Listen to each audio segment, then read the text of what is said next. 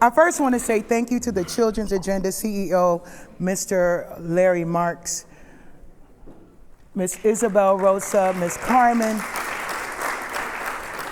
Thank you for providing safe spaces for parents and community to share their stories and teaching us the importance of advocacy over the years. I truly appreciate you for that. So thank you. My name is Walida Monroe-Sims. I am the Director of Public Services for the City of Rochester. I am also the CEO and co-founder of Unspoken Elephants Incorporated. I do oversee 2 AmeriCorps programs at the City of Rochester. Shout out to all the AmeriCorps members. I gotta shout you out.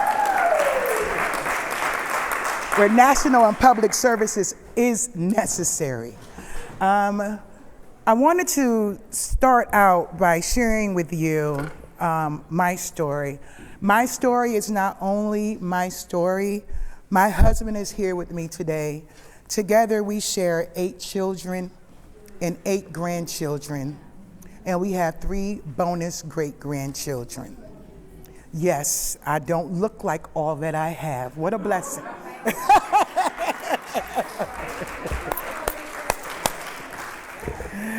God is amazing. I want you to take a moment, close your eyes just briefly, and I don't want you to stay there because I don't want to be the reason why we utilize our social workers in the room today. But I want you to think about a moment where you were extremely anxious and had a feeling of hysteria. Now don't stay there. I don't want you to dig deep. Just think back just a little bit. Okay, now you can open up your eyes and stay there for a moment. That feeling that you are feeling or going back to is what I experienced every day for an entire school year. I can only be so transparent to let you know that I made sure I worked at agencies that would be able to be inclusive to my needs without them even knowing. Many of you know me from Action for a Better Community, and I always worked in community spaces so I can make my own schedule. The reason for that is because I had a son that needed me every day, every moment. When I would walk into my office and put my purse down, I was receiving a phone call. Why? Because that's the amount of time it took for him to get to school and me to get to work. So I knew by the time he got to school and I got to work, I didn't even take off my coat. I was just waiting. But I didn't want to put all that pressure on my husband. Why? Because if you know, in many of African-American Black households, the man is the provider. And I never wanted my husband to feel like he needed to step in, although he had a role where he was in a leadership position and he may be able to step away. I'm saying all this to say, in those moments, I would be at number 1 school in Cobbs Hill, which is now 15 school. And I went there consistently, daily, for an entire school year. My son was suspended probably half of that school year. How did I feel? I felt angry because I'm dealing with people who have letters behind their names longer than mine. Frustrated because I'm looking through the city school district's website and they're not following any of their rules.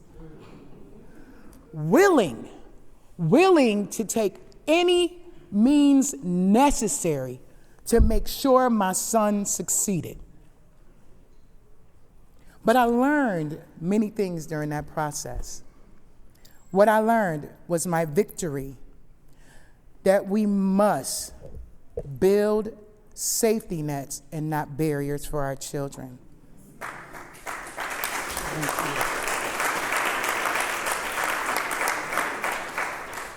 I also learned my challenge is that you can't discipline what you don't know.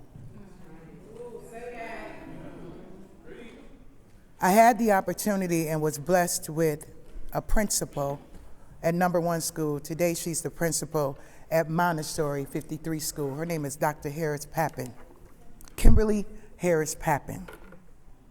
And Dr. Pappin said to me, something is happening. We don't know what's happening.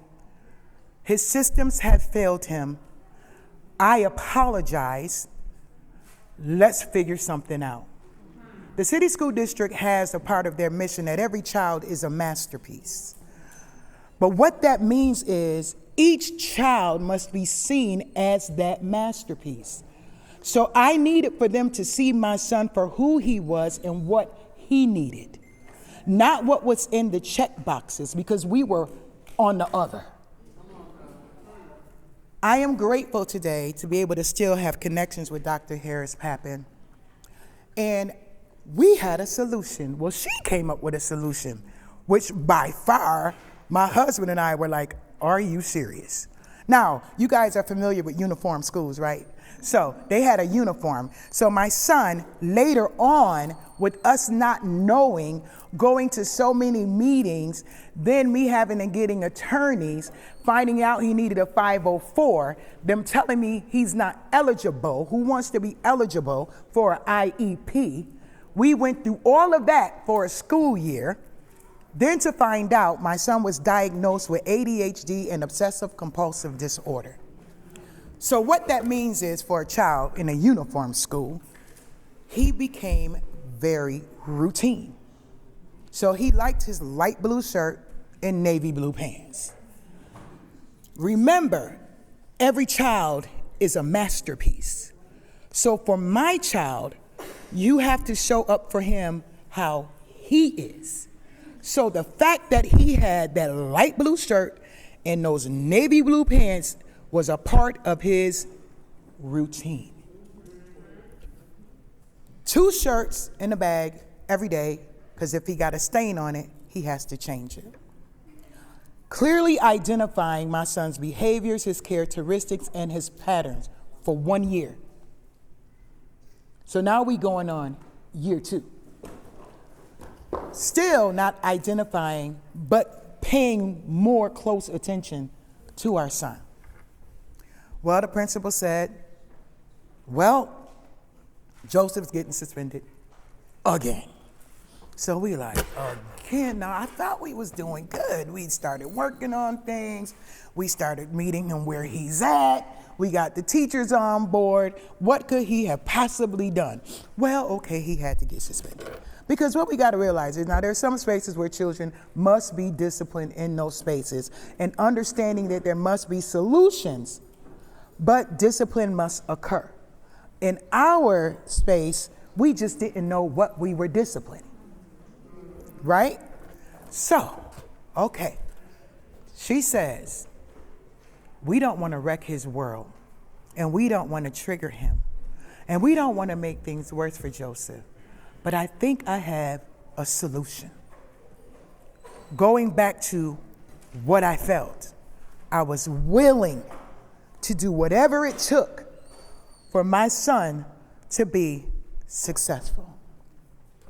She said, how about his suspension be at another school? What? Where you? Another school? Well, I reached out to another principal, and this principal has agreed to let Joseph go to school for 2 weeks there. Now, here's the issue. He has to wear a red shirt and khaki bottoms. Now, for my son, that's an issue. So now we have to prepare him that you will be wearing a red shirt and khaki bottoms. He wasn't even in tune with the discipline. He was like, oh my gosh, Mom, could I wear my blue shirt and gray in my bag? I'll go to the school, but do I got to change? You must change your uniform. But in that, he was willing to understand and take accountability and understand why we had to put him over into another school, and we must follow their policies and procedures. But the principal had a solution. He was able to still go to school.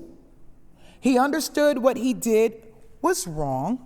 We were able to continue to work on his needs and put his needs above our feelings, above our emotions. The most important thing was making sure my son had what he needed. I also learned as a parent, and for many of you, you never have to make excuses for your children. You never have to explain to anyone. They may not understand it. You may have all the support systems in the world. Oh, he's bad. Oh, he's doing it on purpose. Oh, he's doing it for attention. I know you may get emotional in those spaces, but that's just people not knowing. But never, ever, ever feel that you have to make an excuse for your children. Do your very best to meet your children where they are. So today, with that success, my son is 20 years old. He is a junior at FLCC, majoring in sports medicine. And he is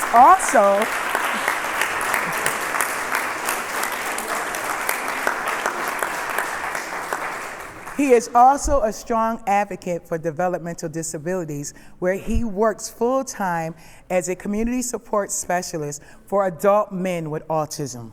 So we are, yes.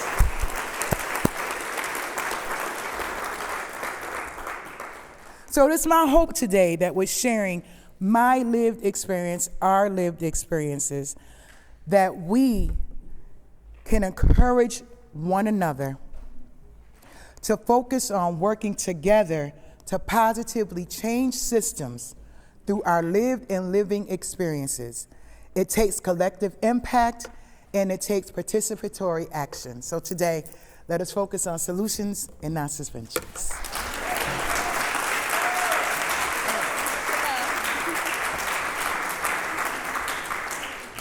Walida, we see you. Thank you. We support you. And we thank you for your story. Thank you so much for listening.